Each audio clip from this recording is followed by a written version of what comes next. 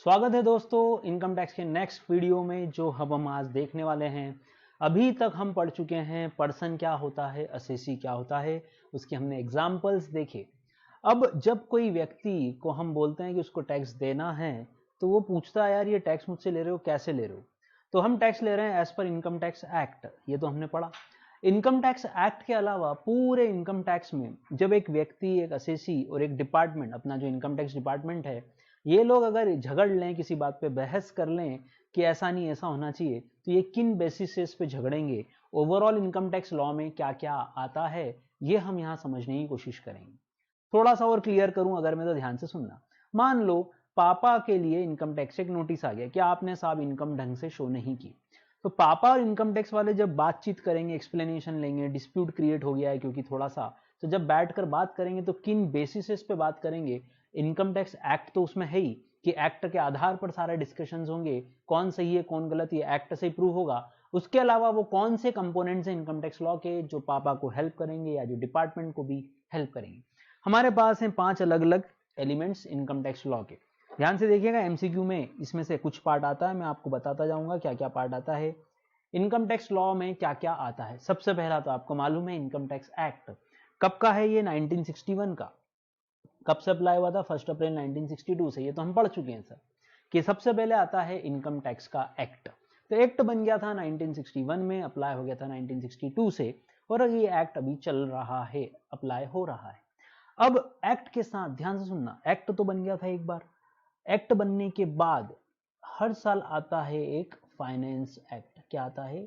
Finance act आता है। ये क्या है सर? सिंपल भाषा में आप इसको कई बार बजट के तौर पर जानते हो कि बजट के अंदर इनकम टैक्स, जीएसटी, इनके सारे अमेंडमेंट्स, एडिशन, डिलीशंस, ये सब भी आते हैं। तो पहला पार्ट हुआ इनकम टैक्स एक्ट। अब इनकम टैक्स एक्ट तो एक बार लिख दिया गया, अब उसमें हर साल जो अमेंडमेंट आएंगे वो कैसे आएंगे, हर फाइनेंशियल ईयर के लिए जो अमेंडमेंट आने होंगे वो कैसे आएंगे। अभी आपका फाइनेंशियल ईयर आपके हिसाब से कौन सा है? सोचो, अभी हम बैठे हैं ये इस मंथ में, सितंबर में, तो क्या है? हम बोलेंगे सर हमारा फाइनेंशियल ईयर है 2021। अगर ये आपका फाइनेंशियल ईयर है तो इसके अमेंडमेंट्स कब आ गए होंगे? सर साल शुरू होने से पहले। और इसीलिए हर बार बजट पहले ही आ जाता है। आप जानते हैं फरवरी का महीना 2-3 रीजन से बहुत फेमस है। पहला, बजट आता है। मैं चार्टर्ड अकाउंटेंट हूं, आप कंपनी सेक्रेटरी बनने वाले हो, इसलिए उस एंगल से बात करें, सबसे पहले फरवरी के महीने का इंपॉर्टेंस है कि सर बजट आता है। दूसरा, सर 14 फेब भी आती है ना। तीसरा, सर ब्रेकअप डे भी होता है। तो ये 2-3 रीजंस जो हैं ये फरवरी महीने को विशेष बना देते हैं। उसमें अपने काम का है वो है बजट का आना।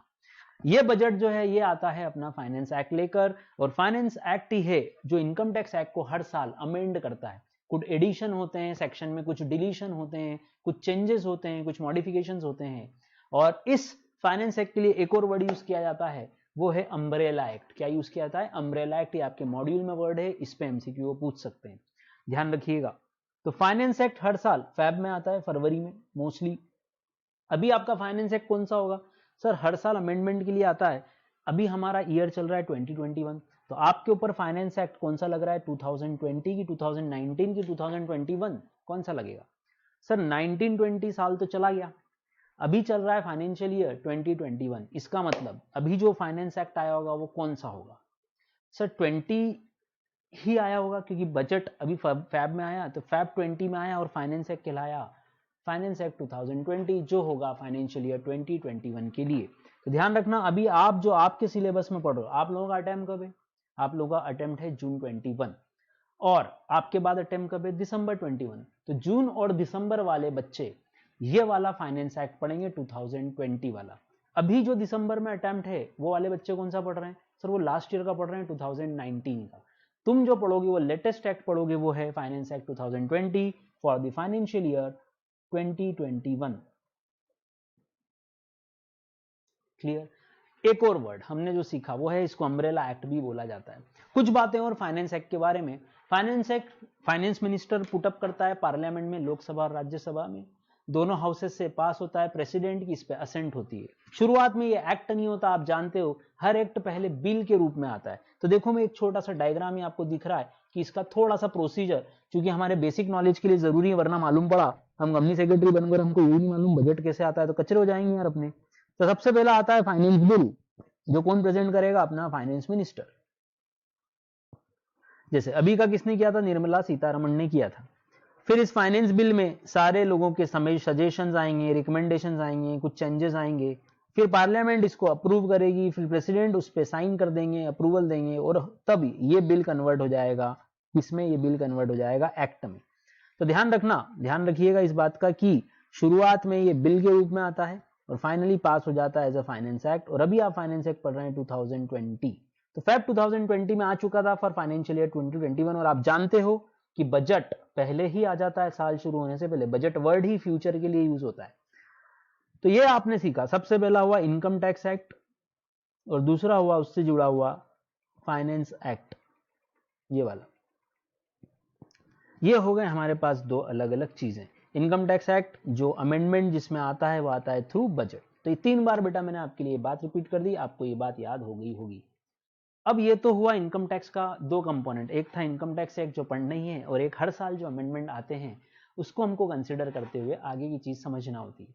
हर साल बजट में जो जो चेंजेस गवर्नमेंट लाती है उसको हमको ध्यान रखना पड़ता है, अपने क्लाइंट को वैसा ही एडवाइस करना पड़ता है, कंपनीज को वैसा ही एडवाइस करना पड़ता है। इसके अलावा और क्या है, तो पापा और डिपार्टमेंट एक तो इन 2 चीजों पे बहस कर सकते हैं कि उसमें क्या लिखा है, इसमें क्या लिखा है, एक तो ये हो सकता है। साथ ही साथ पापा और डिपार्टमेंट के ऊपर लगते हैं कुछ रूल्स। सर ये रूल्स कैसे होंगे, चलो पहले तो बताओ एक्ट किसने बनाया, सर ये भी पार्लियामेंट ने बनाया। एक्ट किसने बनाया, सर पार्लियामेंट ने बनाया। और फाइनेंस बिल भी कहां पे आया, सर पार्लियामेंट में लाया, सेंट्रल गवर्नमेंट लेके आती है हर साल बजट में। तो कहने का मतलब यहां पूरा इसका पावर किसको था, सेंट्रल गवर्नमेंट को था। तो ये भी पूछ सकते हैं फाइनेंस एक्ट कौन लाता है, हम बोलेंगे सेंट्रल गवर्नमेंट लाते हैं पार्लियामेंट में। अब बात है सर ये रूल्स क्या होते हैं, हर एक्ट को सपोर्ट करने के लिए रूल्स होते हैं, क्यों। एक्ट में ये तो लिख दिया जाता है कि आप पे, मान लो मुझे, मेरे लिए, आपके लिए बोल दिया गया कि भैया आपकी अगर 10 लाख की इनकम है तो आपको इतना इतना टैक्स देना है। मैंने कहा डन सर, दे दूंगा, मैं तो बहुत अच्छा नागरिक हूं, दे दूंगा, पर कैसे दूंगा। गवर्नमेंट बोल रही मतलब, मैंने कहा मुझे क्या लिख के देना पड़ेगा, पैसे कहां जमा होंगे, कौन सा फॉर्म लगेगा, क्या डिटेल्स होंगी, कौन सी तारीखें होंगी, ये प्रोसीजर तो आपने बताया ही नहीं। तो रूल्स जो है वो एक्ट को सपोर्ट करने के लिए लाते हैं। पहली वर्ड रूल्स जो है एक्ट को सपोर्ट करने के लिए लाया जाता है। मैं यहां ठीक से लिख रहा हूं, ध्यान से देखिएगा आप, to support the act. Support word क्यों यूज किया मैंने, सपोर्ट वर्ड इसलिए कि सपोर्ट में वो हमको बताएंगे यहां से प्रोसीजरल कंप्लायंसेस कि क्या क्या प्रोसीजर हमको फॉलो करने हैं। कैसे मालूम पड़ेगा कि एक्ट के साथ रूल्स भी है, जैसे तुम कंपनी लॉ पढ़ोगे, कंपनीज एक्ट के साथ भी कंपनी में कुछ रूल्स हैं, ये कैसे मालूम पड़ेंगे कंपनीज एक्ट के साथ भी। देखो जब भी रूल्स आएगा ना, तो आप जब सेक्शन पढ़ोगे तो उसमें आखिर में वर्ड मिलेगा आपको एज में बी प्रिस्क्राइब्ड। एज में बी प्रिस्क्राइब वर्ड ये डिनोट करता है कि इस सेक्शन में उन्होंने मेन कहानी तो बता दी, इसका पूरा प्रोसीजरल पार्ट जैसे फॉर्म नंबर, डेट, क्या होगा, क्या डिटेल्स होंगी, ये सारा डिस्कशन होगा, वो होगा रूल्स में। तो ये है आपका प्रोसीजरल पार्ट, और इसके लिए वर्ड यूज होते हैं एज में बी प्रिस्क्राइब। तो जहां भी आपको एज में बी प्रिस्क्राइब दिख जाए ना, मतलब आप समझ जाना कि इसका डिटेल्ड आपको जो मिलेगा वो मिलेगा कहां पर, आपको मिलेगा रूल्स के अंदर। नोट करो ये, नोट करो ये।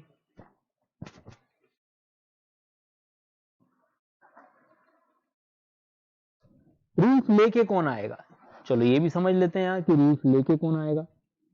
ध्यान से देखिए, पहले इसको नोट कर लो, लाओ इसको नोट करना शुरू करो। एज में भी प्रिस्क्राइब रूल्स को फ्रेम किया जाएगा सीबीडीटी के द्वारा। सर ये सीबीडीटी कौन है यार, सेंट्रल गवर्नमेंट तो हमको समझ में आ गया था। सीबीडीटी हाईएस्ट अथॉरिटी है, और इसका फुल फॉर्म लिखो आप, central board of direct taxes. पूरे डायरेक्ट टैक्सेस की हाईएस्ट अथॉरिटी जो है वो है सेंट्रल बोर्ड, सीबीडीटी। और इनडायरेक्ट टैक्स की हाईएस्ट अथॉरिटी है सीबीआईसी। इनडायरेक्ट टैक्स की अथॉरिटी कौन है, सीबीआईसी। ये बात हम जीएसटी में भी पढ़ेंगे। तो ध्यान रखना, रूल्स गवर्नमेंट बनाती, सीबीडीटी बनाता है। तो ये एक एमसीक्यू आपका कि फ्रेम कौन करता है, यहां लिख भी देता हूं मैं, फ्रेम्ड बाय सीबीडीटी। कोई पूछ ले कि रूल्स बनाने का पावर किसका है, तो हम बोलेंगे फ्रेम करने का पावर सीबीडीटी का है। ये थे आपके रूल्स। रूल्स अप्लाई किए जाते हैं थ्रू नोटिफिकेशंस। रूल्स अप्लाई किए जाते हैं कई बार थ्रू नोटिफिकेशंस। गवर्नमेंट पब्लिश करती है इनको नोटिफिकेशंस के माध्यम से। तो अगला, कई बार गवर्नमेंट क्या इशू करेगी, गवर्नमेंट कई बार अलग से नोटिफिकेशंस भी इशू करेगी। ये तो नोटिफिकेशन लाए क्यों जाएंगे, एक तो ये बता दो, और फिर कौन लाता है ये बता दो। तो पहले हम देखते हैं कौन लाता है। देखो, दो लोग ला सकते हैं, एक तो सेंट्रल गवर्नमेंट ला सकती है और एक सीबीडीटी भी ला सकती है। नोटिफिकेशन क्यों लाए गए समझो। मान लो बजट आ गया है ना, फैब में, फरवरी में बजट तो आ गया, बजट रख भी दिया पार्लियामेंट में। अब क्या होता है, मान लो कोई चीज बदलनी है। अभी ये कोविड के कारण देखो, आप जानते हो बहुत सारी चीजें डिस्टर्ब हुई थी। अब जब बहुत सारी चीजें डिस्टर्ब होती हैं तो कई बार गवर्नमेंट को मान लो डेट ही बढ़ानी है, कोई चीज एक्सप्लेन करनी है, कोई नई चीज समझाना है, कोई नया एडिशन या डिलीशन करना है, तो ये कैसे होगा, ये होगा हमेशा थ्रू नोटिफिकेशन। नोटिफिकेशन लाए जाएंगे टू ब्रिंग अमेंडमेंट, लिखो टू ब्रिंग अमेंडमेंट। एक बार एक्ट बन गया, अब बार बार तो पार्लियामेंट नहीं बिठा सकते, तो या तो ये लोग बाद में चेंज करना हुई कोई चीज तो उसके लिए ब्रिंग करेंगे, लाएंगे ये लोग, वो है amendment. To bring amendment in the, कहां का हो सकता है अमेंडमेंट, या तो एक्ट में या फिर रूल्स में। इसीलिए देखो ये दोनों को पावर दिया गया, सीजी को भी और सीबीडीटी को भी, कि दोनों ये चीज ला सकती हैं, नोटिफिकेशंस ला सकती हैं।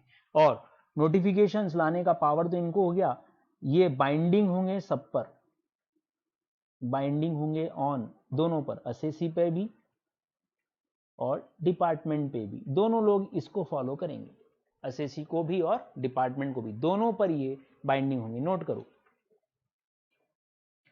तो ध्यान रखिएगा, नोटिफिकेशंस जो हैं अमेंडमेंट भी लाते हैं, और लाने वाले दो लोग हैं सीजी और सीबीडीटी, और ये दोनों पे बाइंडिंग है, एसएससी पे भी और डिपार्टमेंट पर भी, ये दोनों लोगों पर बाइंडिंग होते हैं।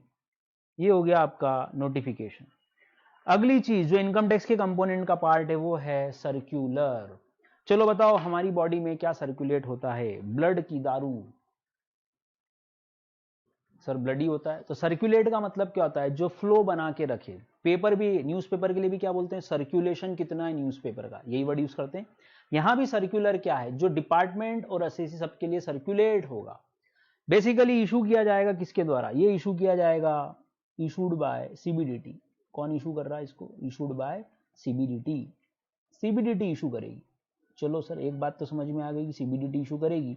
अब ये है कि ये पर्पस क्या है, क्यों लाया जाएगा सर्कुलर, क्या पर्पस। मान लो डिपार्टमेंट और एसएससी किसी सेक्शन पे उलझ गए, डिपार्टमेंट का कहना है इस सेक्शन का एक्स मीनिंग, एसएससी का कहना है इस सेक्शन का वाई मीनिंग है, दोनों के मीनिंग अलग अलग है, अर्थ अलग अलग निकाल लिए उन्होंने लॉ में। अब लॉ में इंटरप्रिटेशन तो होता ही है, आपको मालूम है, एक ही शब्द के एक से ज्यादा मीनिंग हो सकते हैं। अब दोनों अलग अलग बात कर रहे हैं, और ये कंफ्यूजन सिर्फ दो लोगों को नहीं है, ये कंफ्यूजन एक स्टेट में हो सकता है, पूरे इंडिया में भी हो सकता है। अब इसको क्लैरिफाई कौन करेगा, तो सर्कुलर लाए जाते हैं, ध्यान से देखना। पहला,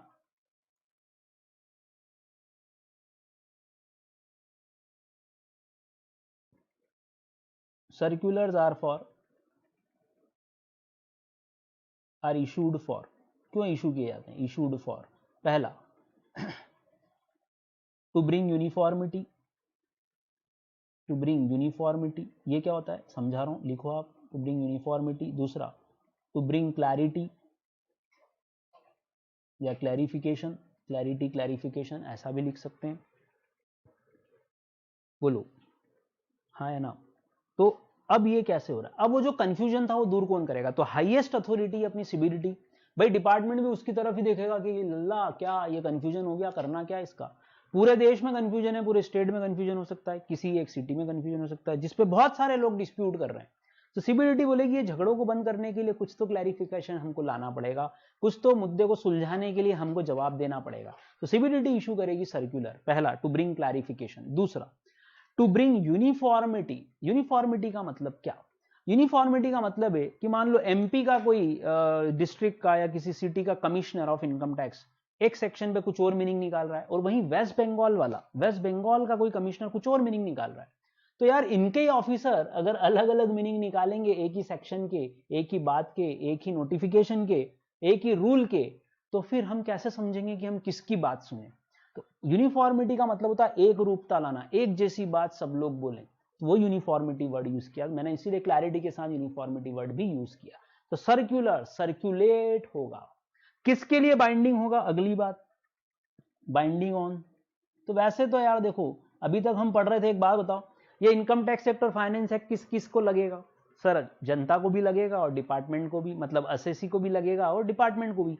तो सर एक्ट तो दोनों को ही लगेगा हमेशा, वेरी गुड। चलो दूसरा, रूल्स किस पे लगेंगे? सर रूल भी दोनों पे ही लगेंगे, रूल लाए ही एक्ट के लिए थे तो ऑब्वियसली दोनों पे लगने चाहिए। चलो बहुत बढ़िया। नोटिफिकेशन, सर उसमें तो आपने साफ साफ लिखा है binding on assessee and department. Act है, रूल्स हैं, नोटिफिकेशन है, तो दोनों पे ही लगेंगे, एक पे कैसे लगाऊंगा? पर ध्यान से सुनना, ध्यान से सुनना, एमसीक्यू में आ सकता है ये जो मैं समझाने जा रहा हूं। ध्यान रखना, सर्कुलर बाइंडिंग है सिर्फ डिपार्टमेंट पे। इसका क्या मतलब सर? इसका क्या मतलब? ये तो अजीब बात है।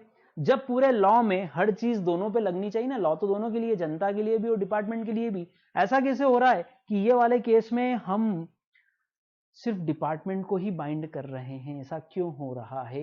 ये समझने वाली बात है। लाओ एग्जांपल समझा रहा हूं, ध्यान से देखना। मान लो पापा और डिपार्टमेंट के लेके डिस्प्यूट हो गया। इस तरफ पापा बैठे हैं और इस तरफ चेयर की इस तरफ बैठा है अपना डिपार्टमेंट वाला, इनकम टैक्स वाला, है ना। मान लो वो बोल रहे हैं कि किसी सेक्शन के हमारे हिसाब से तो ये मीनिंग है, उन्होंने डिस्प्यूट रेस कर दिया, वो उन्होंने पापा को नोटिस इशू कर दिया कि आपने इनकम कम बताई, आपको इतना इतना टैक्स और देना चाहिए। पापा का कहना है कि नहीं नहीं, मैंने तो पूरी ईमानदारी से टैक्स पे किया है।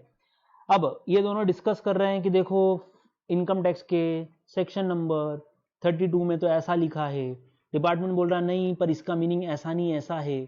अब इन दोनों में मीनिंग को लेके कंफ्यूजन हो गया, क्या करें? तो देखो क्या हुआ। अब ध्यान से सुनना, पापा जो बोल रहे हैं अगर वो सही निकल गया तो पापा ने बिल्कुल सही टैक्स पे किया है, पापा ने कोई गलती नहीं की।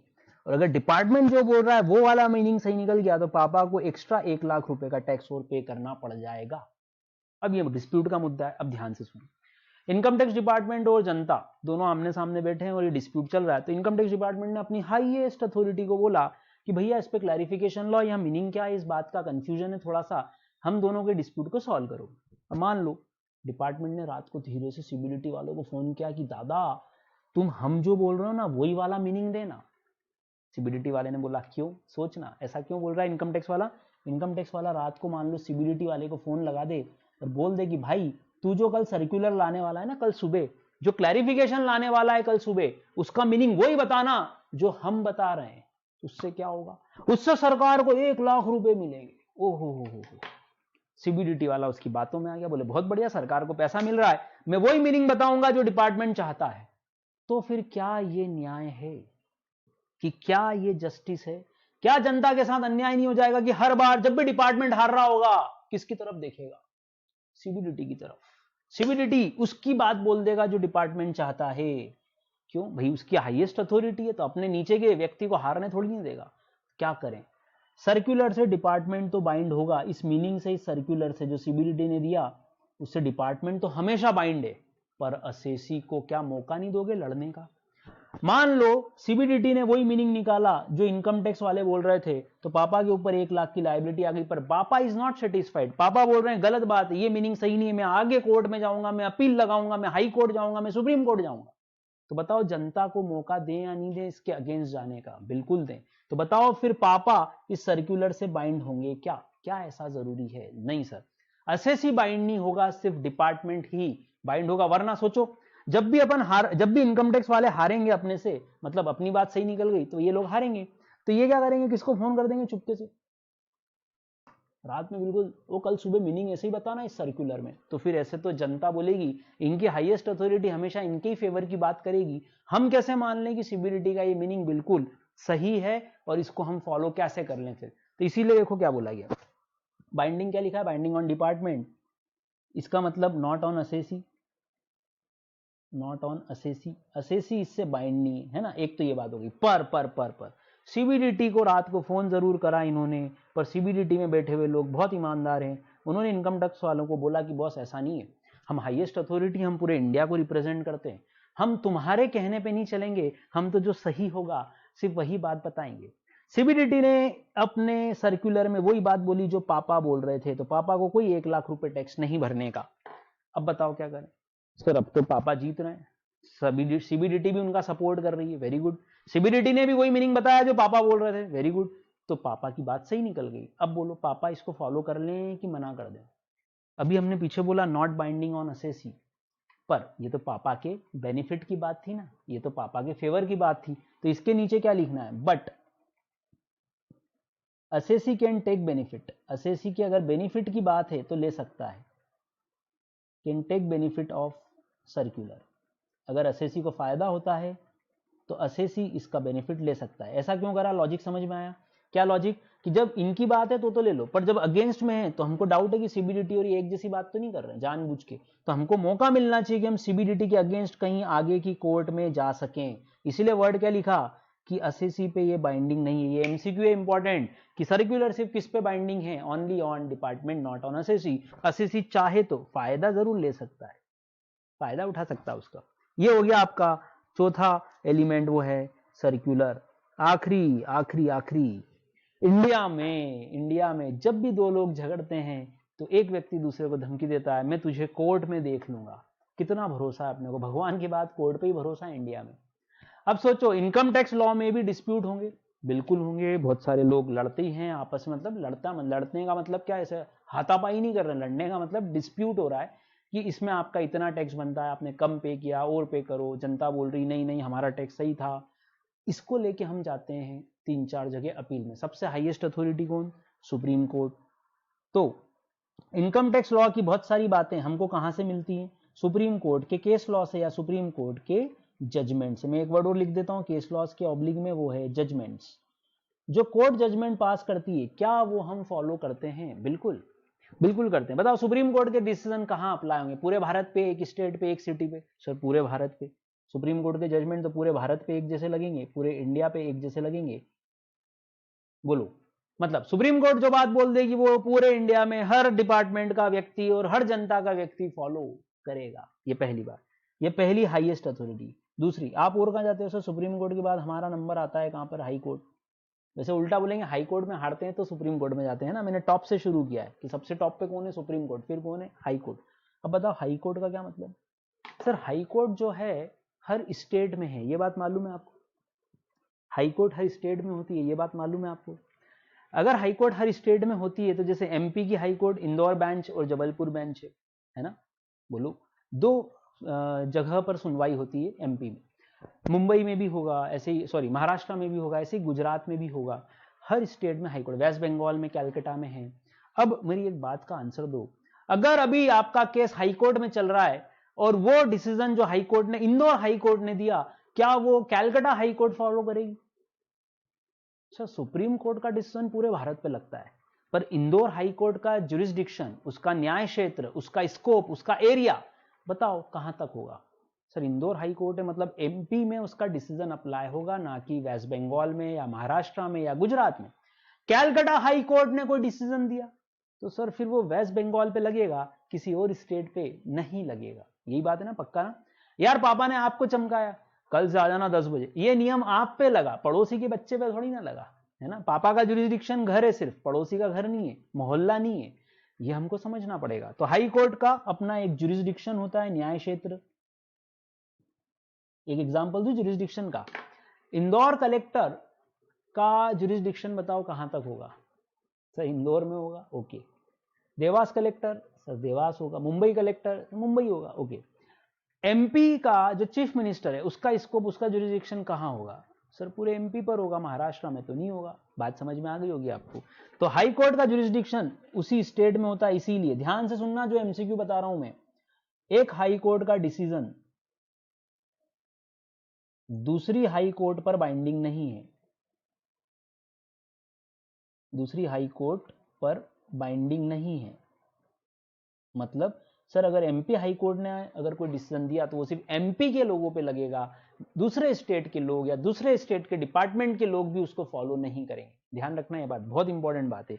एक हाई कोर्ट का जजमेंट दूसरी हाई कोर्ट पे नहीं लगेगा, मतलब फिर उस हाई कोर्ट के लोगों पे लगेगा। एमपी हाई कोर्ट का डिसीजन एमपी के लोगों पर ही लगेगा, उसके बाहर कभी भी नहीं लगेगा। ये पूरा डायग्राम यहां आके खत्म होता है।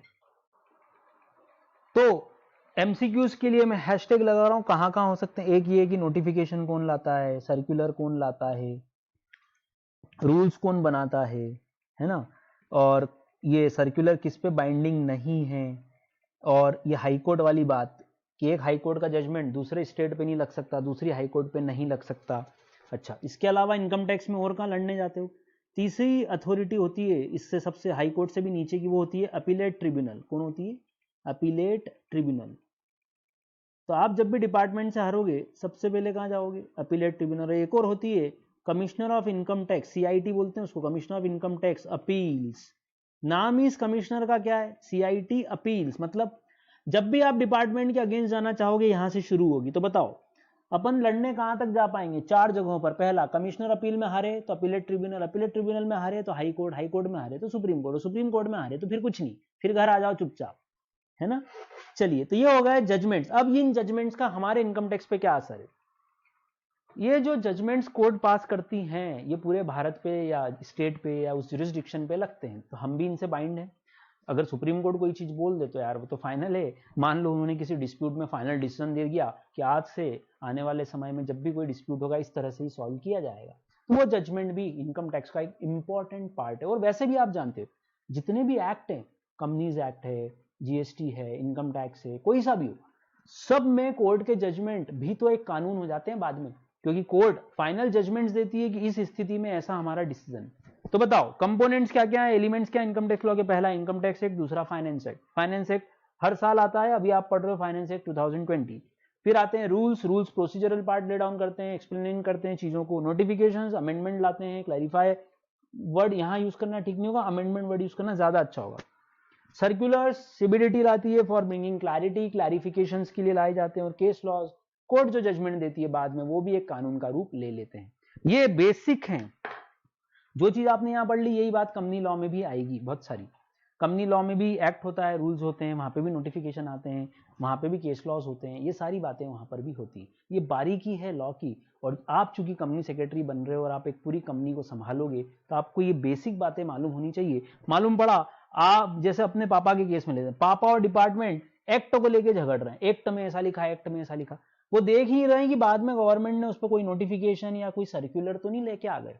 गवर्नमेंट ने बाद में उस पर कोई नोटिफिकेशन इशू करके ऑलरेडी उस डिस्प्यूट को सेटल कर दिया था, और ये बात दोनों ही नहीं समझ रहे हैं। तो इसका मतलब जब भी दो लोग डिस्प्यूट करेंगे, जनता और डिपार्टमेंट, तो बीच में क्या क्या आएगा? बीच में आएगा act, finance act, rules, circulars, notifications, case laws. इन सबको मिला के फाइनल जजमेंट हमारा भी होगा।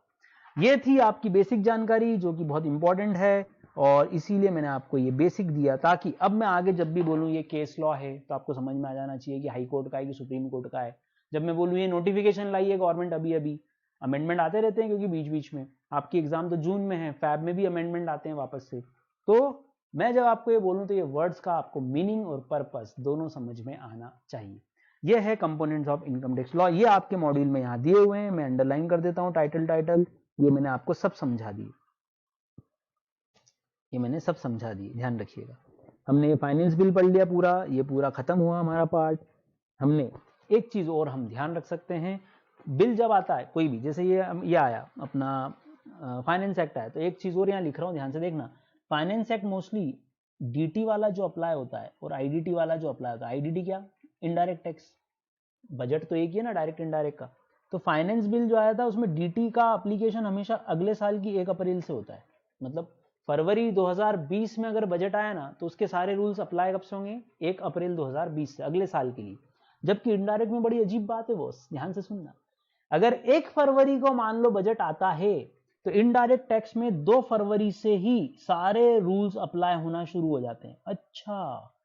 अच्छा सर, ये भी एमसीक्यू में आ सकता है, कैसे? वापस से बता रहा हूं। 1 फरवरी 2020 को मान लो बजट आया पार्लियामेंट में, तो इनकम टैक्स अप्लाई होगा, सारे जो अमेंडमेंट्स हैं फाइनेंस एक्ट वो सब अप्लाई होंगे 1 अप्रैल से। तुरंत अप्लाई नहीं होंगे, इमीडिएट इफेक्ट से अप्लाई नहीं होंगे, अगले ही दिन से अप्लाई नहीं होंगे। पर इनडायरेक्ट टैक्सेस के अमेंडमेंट्स और बजट में जितनी चीजें आई हैं उन वो तुरंत प्रभाव से, इमीडिएट इफेक्ट से अप्लीकेबल हो जाती हैं। ये बात आपको इतने से डायग्राम में बताइए। देखो चेक करो, इफेक्टिव डेट क्या होगी? जो बिल आता है, जो एक्ट आता है फाइनेंस एक्ट, उसकी इफेक्टिव डेट क्या होगी? तो देखो डायरेक्ट टैक्सेस में क्या बोला, नॉर्मली तो डेट इसकी अलग से बताते हैं और वो डेट हमेशा होती है 1 अप्रैल। और यहां पे क्या बोला, मिडनाइट, रात की 12 बजे। कैसे रात की 12 बजे? 12 कैसे बज गई? 1 फरवरी को बजट आया, 1 फरवरी की रात को 12 बजे दिन बदल जाता है और हो जाती है 2 फरवरी। तो मैंने यही लिखा ना कि तुरंत प्रभाव से, इमीडिएटली, ये लिखा मैंने 2 फरवरी। मिडनाइट से ही, आधी रात से ही, मतलब अगला दिन लग गया ना आधी रात को। तुम हैप्पी बर्थडे भी तो बोलते हो रात को 12 बजे, उसी दिन से ये बात अप्लाई होती। तो ये भी आपका एक एमसीक्यू हो सकता है। अब और क्या सीखना है सर? इसके बाद हमने पर्सन की डेफिनेशन तो पढ़ी ली, असेसी की डेफिनेशन भी पढ़ ली हमने, ये सब समझ लिया। आपके मॉड्यूल के एंगल से बात करें तो असेसी भी हमने पढ़ लिया। अब अगली जो डेफिनेशन है वो है हमारे पास असेसमेंट एरिया। ये क्या होता है सर? चलो, आपने मुझसे क्या क्या समझ लिया एक बार वापस से बोलते। आपने मुझसे समझा कि सबसे पहले सर पर्सन कौन होता है, फिर समझा असेसी कौन होगा जो टैक्स देगा। अब मैं आपसे एक नया क्वेश्चन पूछ रहा हूँ, ये जो असेसी होगा या जो पर्सन होगा, मान लो मैं हूँ, मैं सीए चेतन मंत्री, मेरी इनकम आप पूछ रहे हो, मैंने बोला भाई मेरी इनकम जो है 70 लाख रुपए ईयर है, ओके, 1 करोड़ रुपए ईयर, 2 करोड़, जो भी मैं इनकम बोल दूँ। अब क्वेश्चन है सर ये इनकम टैक्स कैसे लगेगा? मैंने बोला इसी इनकम पे लगेगा। तो बोले सर ये इनकम जो है ये तो बहुत कम है। मैंने कहा पागल है कि 1 करोड़ रुपए बहुत होते हैं? बोले सर ये 1 करोड़ आपने 10 साल में कमाए तो कहाँ बहुत है। और मैंने कहा क्या बात कर रहा है, ये 1 करोड़ 10 साल में कमाए, किसने बोला तेरे को? तो आप बोल रहे हो सर 10 साल में कमाए होंगे 10 लाख रुपए के हिसाब से। तो पहला क्वेश्चन मेरा आपसे, आप ये जो इनकम काउंट करोगे ये कितने साल की एक साथ करोगे? इनकम टैक्स में इनकम को 1 साल में काउंट करें, 3 महीने की इनकम पे टैक्स लगा दें, साल भर की इनकम पे टैक्स लगा दें, 5 साल में एक बार जैसे चुनाव होते हैं क्या वैसे ही असेसी 5 साल में एक बार टैक्स दे, ऐसा कुछ रूल होगा? तुम्हारा मन क्या बोलता है? हर साल टैक्स लेना है, हर साल इनकम कैलकुलेट होनी चाहिए, साल भर की इनकम पे टैक्स लगना चाहिए कि 3 महीने 6 महीने या 5 साल में एक बार? जैसे सरकार बदलती है वैसे ही असेसी जनता 5 साल में एक बार टैक्स देगी? नहीं सर, गवर्नमेंट को पैसा तो लगातार चाहिए, साल भर खर्च करने को चाहिए। इसका मतलब क्या लग रहा है सर? 1 साल में इनकम पूरी कैलकुलेट होनी चाहिए, साल भर की इनकम, और फिर उस पर टैक्स कैलकुलेट होना चाहिए। Very good. तो चलो, एक तो ये बात तय हो गई कि हम जो भी कमाएंगे वो साल भर की इनकम को काउंट किया जाएगा। तो मेरी जो 1 करोड़ की इनकम है वो कैसे गिनी है सर? पूरे 12 महीने की। क्वेश्चन है ये कौन से 12 महीने हैं? ये भी तो क्वेश्चन है, कौन से 12 महीने? सर कौन से 12 महीने मतलब फाइनेंशियल ईयर लेंगे सर? ओके, फाइनेंशियल ईयर बोलो, अप्रैल से लेके मार्च।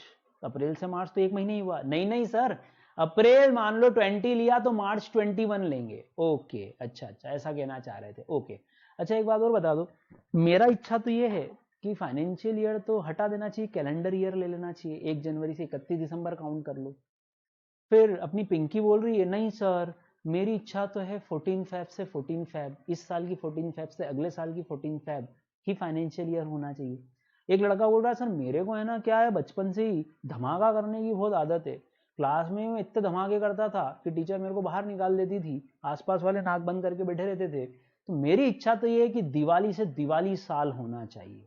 तो पहला क्वेश्चन मेरा आपसे कि पहली बात, पहले इनकम कमाएंगे कि टैक्स देंगे? एक क्वेश्चन ये। दूसरी बात, इनकम कमाएंगे तो कितने महीने की इनकम लेंगे? तीसरी बात, आपने बोल दिया वैसे 12 महीने की लेंगे, साल भर की लेंगे, तो फिर तीसरा क्वेश्चन साल कौन सा? चलो हम बात करते हैं पहले दूसरे क्वेश्चन की, कितने टाइम का इनकम कैलकुलेट किया जाए? तो आपने बोला सर एक ईयर होना चाहिए, 1 साल होना चाहिए। फिर आपने बोला सर ये साल नहीं होना चाहिए, एक फाइनेंशियल ईयर होना चाहिए। मैं कैलेंडर ईयर बोल रहा हूँ, पिंकी फैब टू फैब बोल रही है, कोई और दिवाली से दिवाली बोल रहा है। क्या करें? नहीं सर फाइनेंशियल ईयर ही लेंगे। एक तो ये बात तय होगी। फाइनेंशियल ईयर शुरू होता है 1 अप्रैल से और एंड होता है 31 मार्च को। अब ये जो आपने फाइनेंशियल ईयर वर्ड यूज करा, ये इनकम टैक्स में यूज नहीं होता है बॉस भाई, मेरे यहाँ पर है ना वर्ड बदलने पड़ेंगे अपने को। अब मेरा आपसे सेकंड क्वेश्चन, पहले आप कमाओगे कि पहले टैक्स दोगे? सर पहले तो अर्न करेंगे। सर बिना शादी के तलाक कैसे हो सकता है? पहले ब्याह होगा फिर तो तलाक होगा, पहले मैरिज होगी फिर तो डिवोर्स होगा। तो पहले हम कमाएंगे फिर ही तो हम टैक्स देंगे। Very good. तो जिस साल आप कमाओगे वो साल पहले आएगा और टैक्स अगले साल दोगे। हाँ सर टैक्स अगले साल ही जाएगा। कैसे? चलो पहले किस साल कमाओगे वो देखते हैं। अभी आपका फाइनेंशियल ईयर कौन सा है सर? 2021। तो शुरू कब से होगा? 1 अप्रैल 2020 और खत्म कब होगा? 31 मार्च 2021। ये तो तय हो गया। इनकम टैक्स इस फाइनेंशियल ईयर को क्या बोलता है? ध्यान से देखना, जिस ईयर में आप इनकम को अर्न करोगे उस इनकम को बोला जाएगा प्रीवियस ईयर। क्या बोलेंगे? Previous year. पी भाई कैपिटल में लिखना, पी भाई P dot Y dot P Y, short लिख सकते हैं एग्जाम में, बिल्कुल, आपको तो खैर एमसीक्यू कोई दिक्कत ही नहीं है। प्रीवियस ईयर कौन सा year? Year in which income is earned by the assessee, income earn हुई जिस साल, उस ईयर को क्या बोलेंगे? Previous year. या income earn by a person, वो साल क्या कहलाएगा? वो साल कहलाएगा प्रीवियस ईयर। तो सर फाइनेंशियल ईयर नहीं बोलेंगे? हाँ, फाइनेंशियल ईयर बोल लेते हैं हम, पर हम इनकम टैक्स की भाषा में बोलेंगे तो क्या कहलाएगा? प्रीवियस ईयर, पी भाई। तो जिस साल आप कमाओगे वो कहलाएगा प्रीवियस ईयर। बताओ अभी आपका साल क्या है? सर अभी हमारा प्रीवियस ईयर है 2020-21। पूरा 2021 लिखने की जरूरत नहीं है, बस कितना लिखेंगे? 20-21 या 2020-21, ऐसा ही लिखना जैसा मैंने लिखा है। अब इस साल आपने कमा लिया, कब तक कमाते रहोगे? सर आखिरी दिन तक कमाएंगे ना, पूरे 12 महीने बोला है आपने तो। अच्छा, तो इसका यही मतलब तय हो गया क्या कि अब हम कैलेंडर ईयर फॉलो नहीं करेंगे? हाँ सर। हम वैलेंटाइन टू वैलेंटाइन फॉलो नहीं करेंगे? हाँ सर। हम वो दिवाली टू दिवाली धमाके वाला ईयर फॉलो नहीं करेंगे? बिल्कुल नहीं करेंगे sir. Eid to Eid, Christmas to Christmas नहीं सर, फाइनेंशियल ईयर ही फॉलो होगा। ये भी एक एमसीक्यू है कि क्या आप कैलेंडर ईयर फॉलो करोगे? हम बोलेंगे नहीं, हम सिर्फ फाइनेंशियल ईयर ही फॉलो करेंगे। और उस फाइनेंशियल ईयर को इनकम टैक्स में बोला जाता है प्रीवियस ईयर। डेफिनेशन, जिस साल आप कमाओगे, जिस साल आप कमाओगे वो साल कहलाएगा प्रीवियस ईयर। अब मुझे बता दो इस पर टैक्स कब दोगे? सर ये 31 मार्च 2021 खत्म होगा, उसके बाद ही देंगे। कैसा करोगे? 31 मार्च 2021 की शाम को 6 बजे फटाफट P&L बनाओगे इतनी बड़ी कंपनी का, और 6 घंटे के अंदर रात को 12 बजे तक टैक्स भी जमा कर दोगे? अरे नहीं सर, पॉसिबल ही नहीं है। ये तो हम पहले बुक्स फाइनल करेंगे, पूरी बुक्स ऑफ अकाउंट को क्लोज करना पड़ेगा, सारी एंट्रीज होंगी, टाइम लगेगा इसमें तो। Very good. इसका मतलब टैक्स तो कुछ भी हो जाए, हम 1 अप्रैल 2021 या उसके बाद ही जमा करेंगे। पक्का? पक्का ना? यस। तो हम जिस साल टैक्स पे करेंगे उस साल पहले पे करोगे कि पहले कैलकुलेट करोगे? सर पहले टैक्स कैलकुलेट करेंगे और जो भी निकलेगा उसको हम फिर पे कर देंगे। इसका मतलब आप इस ईयर में यहां पर टैक्स का असेस करोगे, टैक्स को कैलकुलेट करोगे, निकालोगे। इसीलिए अगला साल, ये जिस साल आप टैक्स पे करोगे वो कहलाएगा आपका असेसमेंट ईयर। क्या कहलाएगा? जिस साल टैक्स का असेस होगा वो कहलाएगा असेसमेंट ईयर, जिसको बोलेंगे ए भाई। तो लाओ बोलो असेसमेंट ईयर क्या है? 1/4/21? नहीं सर, ईयर बोल रहे हैं आप तो पूरा बोलो ना। तो ईयर होगा मेरा 2021-22। तो मेरा इनकम कब का है? सर 20-21 का। इसका टैक्स कब जमा होगा? सर 21-22 के दौरान। Very good. इसका मतलब असेसमेंट ईयर की परिभाषा क्या होगी? What is assessment year? Sir previous year का अगला साल असेसमेंट ईयर है। बहुत बढ़िया, लो बोलो इंग्लिश में। Year following the previous year, year following the previous year is equal to assessment year. Okay, और बोलो एक और definition. Year in which tax is calculated, tax is assessed भी लिख सकते हैं कैलकुलेटेड की जगह, assessed on income of a previous year. किसी प्रीवियस ईयर की इनकम पे जिस साल टैक्स कैलकुलेट हो वो कहलाता है असेसमेंट ईयर। ये भी एक डेफिनेशन है। तो प्रीवियस ईयर की डेफिनेशन क्या हो सकती है? पहला, सर जिस साल हम कमाते हैं वो कहलाएगा प्रीवियस ईयर। एक और बनाओ, सर असेसमेंट ईयर का पिछला साल। ये भी तो है। जब हम असेसमेंट ईयर के लिए बोल रहे हैं कि अगला साल, प्रीवियस ईयर का अगला साल कहलाएगा असेसमेंट ईयर, तो उल्टा क्या बोलोगे? असेसमेंट ईयर का पिछला साल क्या कहलाएगा? Previous year. ये भी एक डेफिनेशन है। इसीलिए प्रीवियस ईयर को बोला जाता है हिंदी में गत वर्ष। गत मतलब पिछला, गत का मतलब ही क्या है? पिछला साल। तो असेसमेंट ईयर के एंगल से यूं घूरो तो पिछला साल, प्रीवियस ईयर के एंगल से घूमो तो अगला साल। तो दो बातें क्लियर हो गई। क्या हर प्रीवियस ईयर का एक असेसमेंट ईयर होगा, या उल्टा बोल लो हर असेसमेंट ईयर का कोई प्रीवियस ईयर होगा? हो गई सही। 2 साल कैलकुलेट होंगे, 2 साल का कैलकुलेशन होगा, तब हमको चीजें समझ पड़ेगी।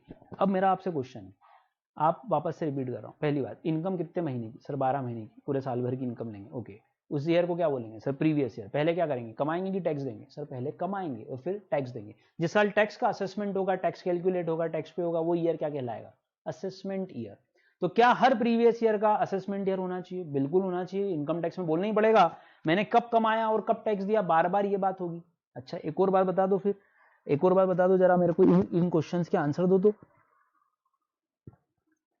इन क्वेश्चंस के आंसर दो। मैं यहाँ कुछ एग्जांपल्स या आपसे कुछ क्वेश्चंस पूछ रहा हूँ कि अगर ये प्रीवियस ईयर है तो बताओ असेसमेंट ईयर क्या है, या कोई असेसमेंट ईयर है तो प्रीवियस ईयर क्या है। देखो मैंने लिखा यहाँ पर प्रीवियस ईयर 2009-10। सर ये क्यों लिख दिया? अपना तो 20-21 है। अरे बेटा 1961 से एक्ट चल रहा है, तो हर साल ही प्रीवियस ईयर रहा होगा कोई ना कोई, या नहीं रहा होगा? और बताऊं, यहाँ मैंने लिख दिया 2012-13, ये मेरा पहला क्वेश्चन, ये मेरा दूसरा क्वेश्चन। तीसरा क्वेश्चन मैंने यहाँ लिख दिया 2020-21, और चौथा मैंने लिख दिया यहाँ पर 2021-22। लाओ बताओ, मैंने इस तरफ प्रीवियस ईयर लिखा है, फिल इन द ब्लैंक करो। इस 9-10 का प्रीवियस ईयर है 9-10, अगर तो असेसमेंट ईयर क्या होगा? सर अगले साल पे करेंगे इसका टैक्स, तो इसका असेसमेंट ईयर होगा 2010-11। बोलो फटाफट। जब मैंने कमाया 9-10 में तो टैक्स कब दूंगा? 10-11 में। तो प्रीवियस ईयर 9-10, तो असेसमेंट ईयर बोलो तो 10-11। ओके, सेकंड क्वेश्चन में मैंने असेसमेंट ईयर लिखा है आपको, तो बताओ प्रीवियस ईयर क्या होगा?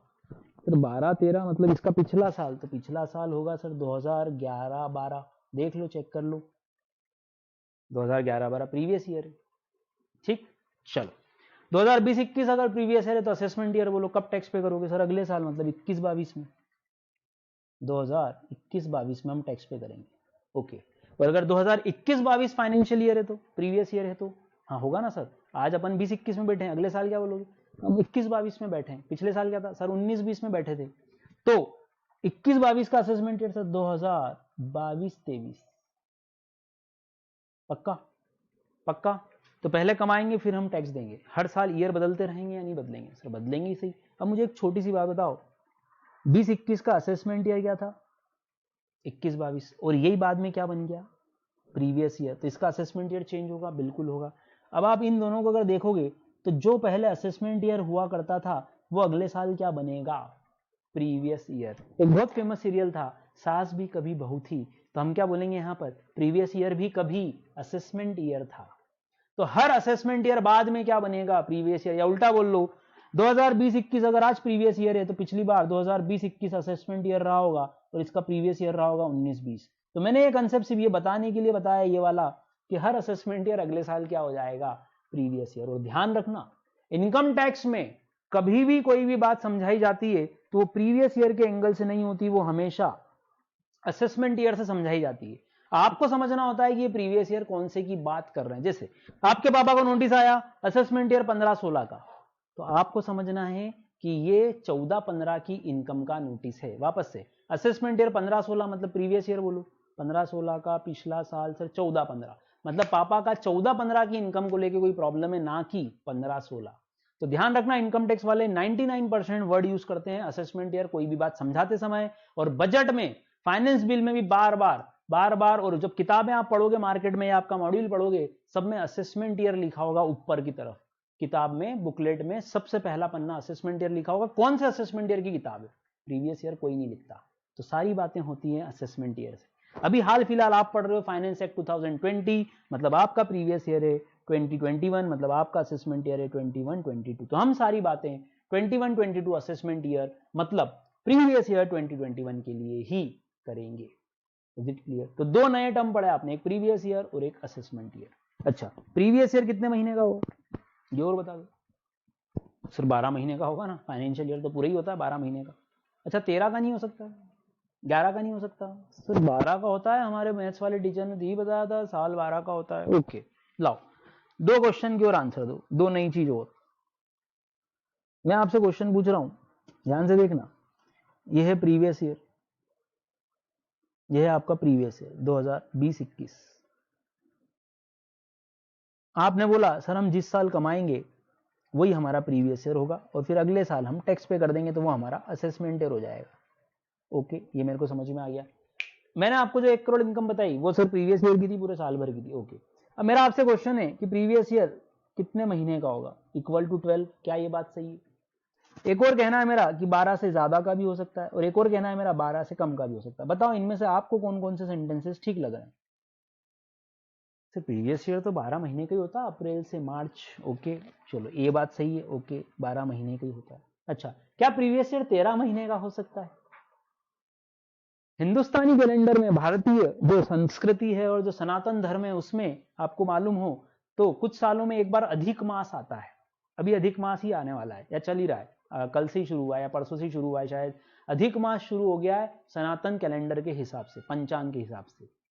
इंग्लिश कैलेंडर नहीं, जनवरी से दिसंबर वाला नहीं, पंचांग के हिसाब से एक एक्स्ट्रा मंथ काउंट होता है।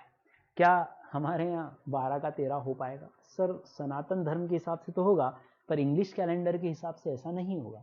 तो बताओ, एक फाइनेंशियल ईयर में 12 महीने होंगे कि उससे ज्यादा? सर उससे ज्यादा तो नहीं होंगे, ये बात तय है।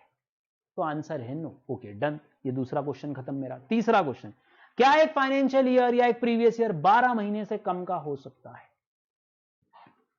सिर्फ फाइनेंशियल ईयर अप्रैल से शुरू होगा और मार्च पे एंड होगा, तो 12 महीने से कम का भी नहीं होना चाहिए। तुम्हारा आंसर सोचो।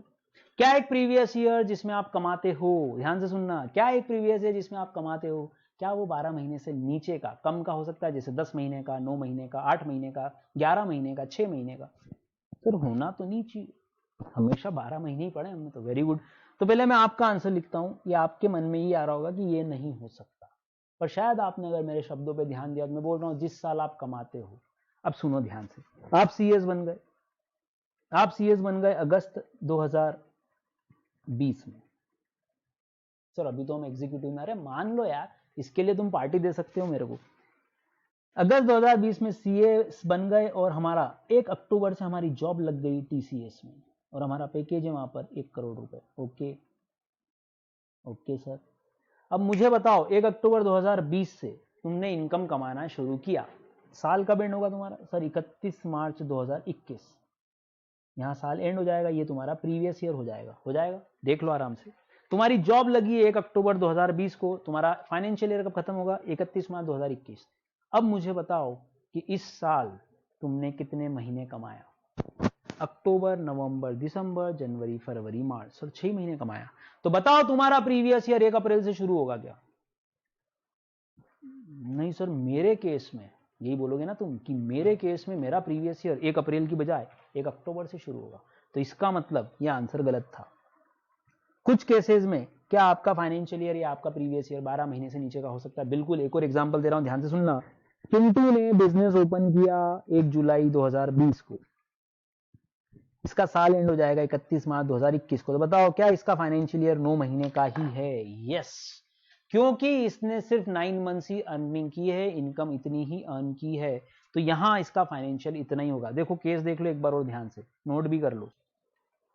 तो दोस्तों हमने एक नई चीज सीख ली, वो है कि हमने 3 बातें सीखी। पहला, फाइनेंशियल ईयर क्या होता है, मतलब प्रीवियस ईयर क्या होता है। दूसरा, उसका टैक्स कब भरेंगे? असेसमेंट ईयर में। और हर असेसमेंट ईयर बाद में क्या बन जाता है? फाइनेंशियल ईयर, है ना। सास भी कभी बहुत ही वाला कंसेप्ट। अब ध्यान से सुनना, 2021 में हमने बोला कि हमारे पास 12 महीने होते हैं। हाँ, ये बात सही हो सकती है किसी एसएससी के लिए। आप शुरू से ही कमा रहे थे अप्रैल से, नौकरी अप्रैल से चल रही थी, जैसे कि अगले साल तो आपका पूरा साल भर ही गिना जाएगा। इस बार भले अक्टूबर में जॉब लगी तो वो 12 महीने होगा, पर इस बार किसी एसएससी के लिए जरूरी है क्या 12 महीने से 12 महीने के बराबर ही साल हो? ऐसा जरूरी नहीं है, तो ध्यान रखना ये बात। ये एमसीक्यू में पूछ सकते हैं वो आपसे कि क्या एक प्रीवियस ईयर हमेशा 12 महीने का होगा? ऑलवेज वर्ड यूज करेंगे इंग्लिश में वो। Weather a previous year will consist always of 12 months, तो आप आंसर दोगे नो। ध्यान रखना ये इस वाले केस को याद करके कि 12 महीने से कम का हो सकता है, इसीलिए ऑलवेज 12 महीने का हो ये जरूरी। हाँ, वो बोले 12 से ज्यादा का हो सकता है, तो आप साफ मना कर देना, स्पष्ट मना कर देना कि ना, नहीं हो सकता। पर 12 से कम का हो सकता है, बिल्कुल हो सकता है। मैंने बिजनेस वाला एग्जांपल दिया कि अगर चिंटू ने बिजनेस 1 जुलाई 2020 को खोला, आपकी नौकरी ही 1 अक्टूबर 2020 को लगी, तो इस साल पहली बार आप टैक्स दे रहे हो, तो आपका फाइनेंशियल ईयर 6 महीने, 8 महीने, 10 महीने का हो सकता है, मतलब 12 से नीचे हो सकता है। तो ये थी डेफिनेशंस, और ध्यान रखिएगा ये डेफिनेशन में इतना सा लिखना है आपको, नोट कर लें जरा सा ही, ये 2 पॉइंट नोट कर लें बस, और ये वाला पॉइंट नोट कर लें बस। इनकम जिस साल कमाओगे वो ईयर कहलाएगा प्रीवियस ईयर, सिंपल डेफिनेशन।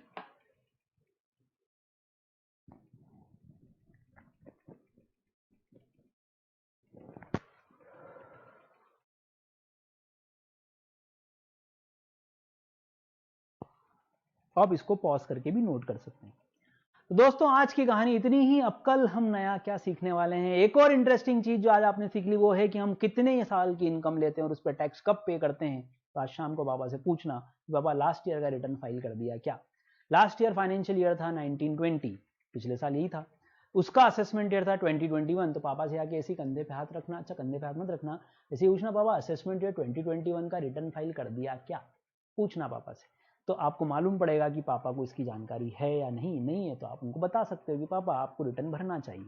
चलिए, तो कल फिर एक नए पार्ट और नए लेक्चर के साथ मिलेंगे कि इनकम कैसे कैलकुलेट होती है और कैसे टैक्स निकलता है, जो सबसे महत्वपूर्ण पार्ट है इनकम को कमाने के तरीके, और किस तरह गवर्नमेंट कितना टैक्स, कितनी इनकम पे कितना टैक्स गवर्नमेंट लेगी, ये बात हम नेक्स्ट वीडियो में पढ़ेंगे।